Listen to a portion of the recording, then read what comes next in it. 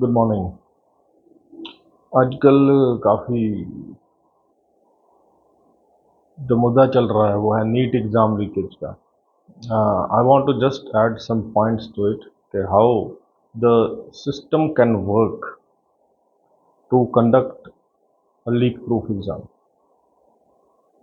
I am giving you some points, कुछ points मैं दे रहा हूँ जो मुझे लगता है कि ठीक है।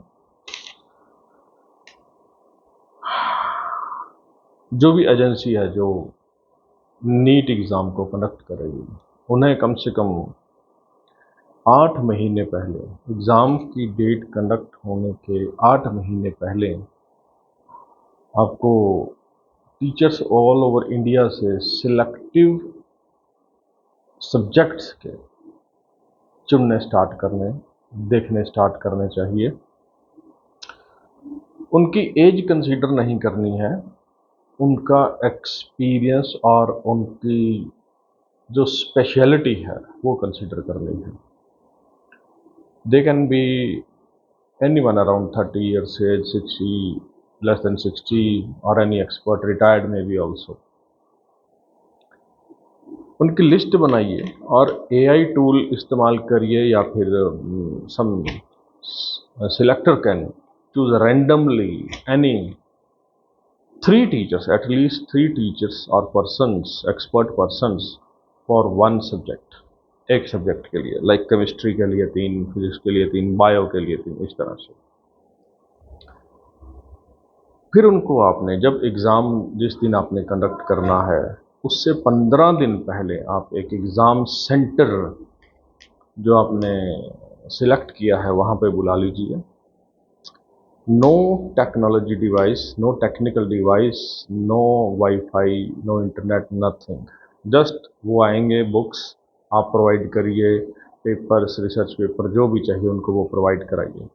15 दिन तक उनको बिल्कुल उसी एग्ज़ाम सेटिंग सेंटर में रहना है और कहीं नहीं जाना है। ना वो बाहर की दुनिया से कांटेक्ट करेंगे, ना बाहर की दुनिया उनसे कांटेक्ट करेगी। Each teacher will set up a paper.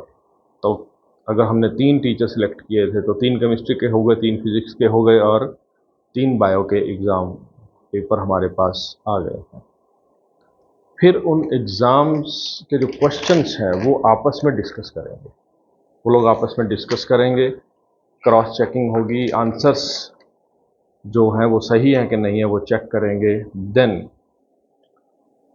एक ऐसे शख्स को बुलाएंगे जिसका बायोलॉजी, केमिस्ट्री, फिजिक्स से कुछ लेना देना नहीं है, कुछ पता नहीं है उसको, कुछ भी नहीं इसके बारे में नॉलेज है।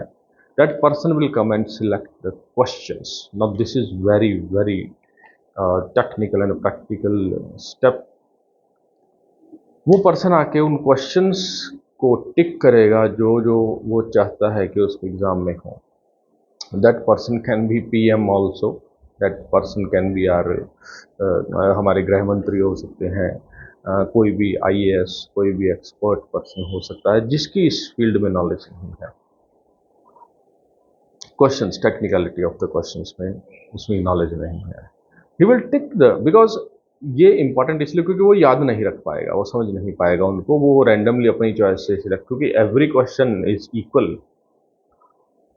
Equal in weightage and value. तो वो जो सिलेक्ट करेगा या टिक करेगा तीनों पेपर में से, उसको शॉर्टलिस्ट करके हम वो पेपर बना देंगे for all the 3 exams, physics, chemistry, bio.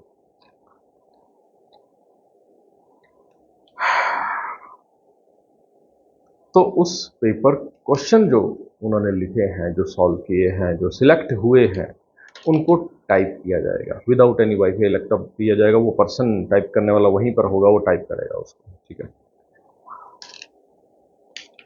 3 set इसी तरह से रैंडमली बनाए जाएंगे, क्वेश्चन को मिक्सअप करेंगे, कुछ भी करेंगे, 3 सेट बनाकर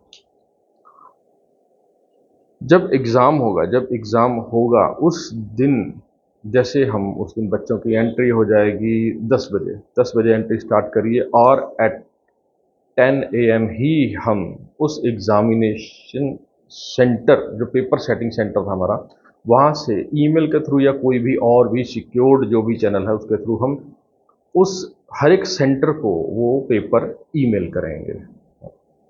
या लिंक भेजेंगे या ईमेल करेंगे। ना 3 सेट हमने बनाए थे केमिस्ट्री के, तो हर सेंटर पे रैंडमली कोई भी पेपर जा सकता है, कोई भी जाएगा, किसी को नहीं पता कौन सा पेपर कहाँ पे जाएगा। तो रैंडमली एट अ टाइम सुबह 10 बजे हम सेंड करना स्टार्ट कर देंगे, 10 बजे जस्ट पहले, यानी 10 बजे हर एक को, एक सेंटर को उसका पेपर रिसीव हो जाएगा।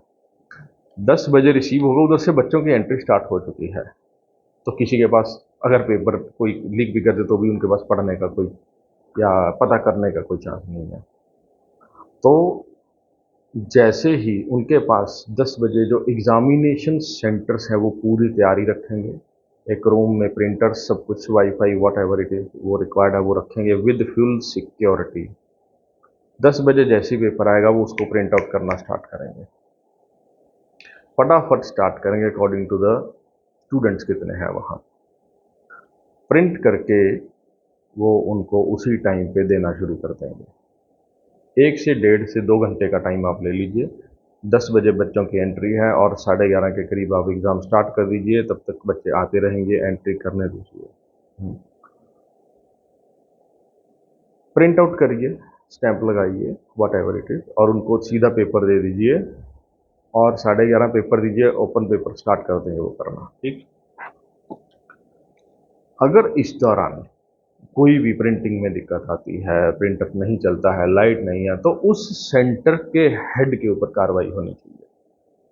उनको सारा बंदोबस्त करके रखना है, उस सेंटर के हेड के ऊपर कार्रवाई होनी चाहिए, पूरी की पूरी कार्रवाई होनी चाहिए। He should be responsible. अगर इन बिटवीन कहीं पहले से लीक होता है पेपर बाई चांस, वैसे तो इसमें मुझे नहीं लगता कि कोई चांस है लीक होने का, अगर लीक होता है तो जो पूरी कमेटी है उस पूरी कमेटी को डिसमिस कर दिया जाएगा। याद रखिए, पेपर नहीं कैंसिल करेंगे हम, ना ही हम एग्ज़ाम दोबारा लेंगे, ना ही पेपर कैंसिल करेंगे। बच्चों के ऊपर कोई भी इफेक्ट नहीं आना चाहिए। That team is responsible, that system is responsible. उन सब के ऊपर केस चलाया जाए, मैं तो कहता हूँ देशद्रोह का केस चलाया जाए, ठीक है ना। ये देश के साथ गद्दारी है, फ्यूचर के साथ, लोगों की जान के साथ गद्दारी है, बहुत ही बड़ा खतरनाक स्टेप है ये, इसको लीक करवाना। उनके सारे एसेट्स को जब्त कर लिया जाए, सिस्टम को ब्लेम करना और उन्हीं की गलती के लिए उनको सजा देना, ना कि बच्चों को। Exam should not be cancel even if it is leak. Exam cancel नहीं करेंगे, जिसने जैसे एग्ज़ाम देना है दे, कोई दिक्कत नहीं, बच्चों के ऊपर कुछ नहीं है बाकी।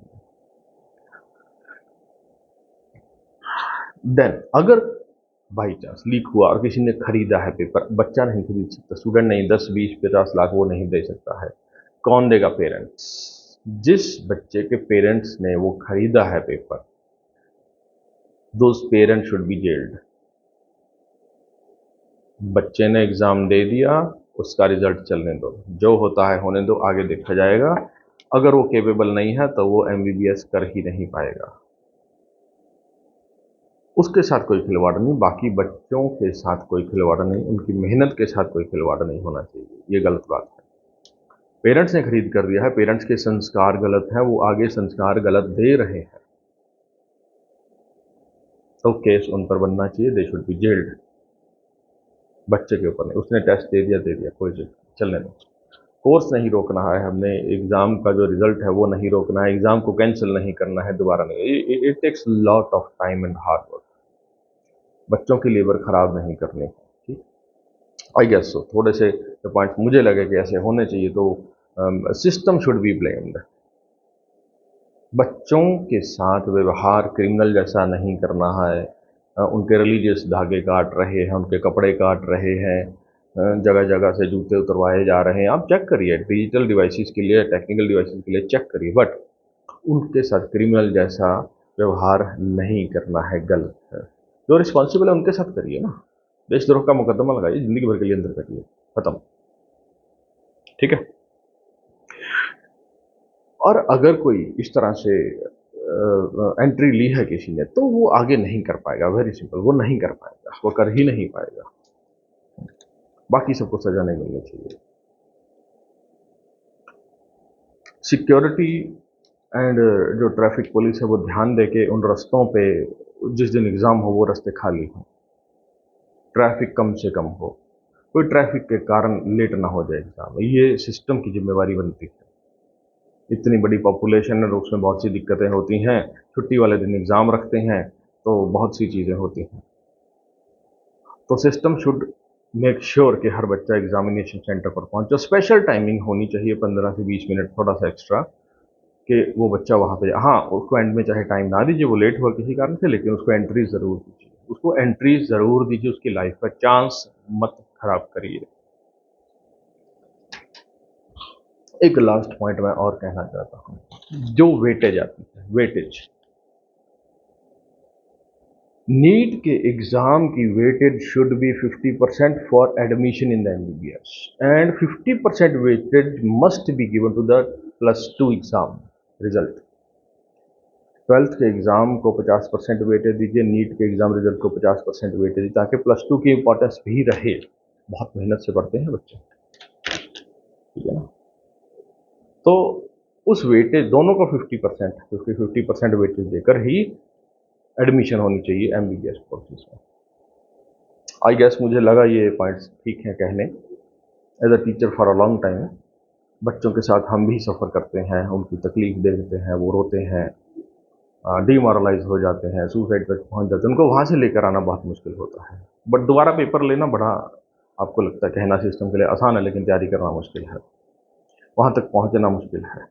गरीब बच्चों का वहाँ तक दोबारा सेंटर तक पहुँचना मुश्किल है, दूसरे स्टेट में पहुँचना मुश्किल है। तो it is my humble request to the system से इन चीज़ों को कंसिडर किया जाए।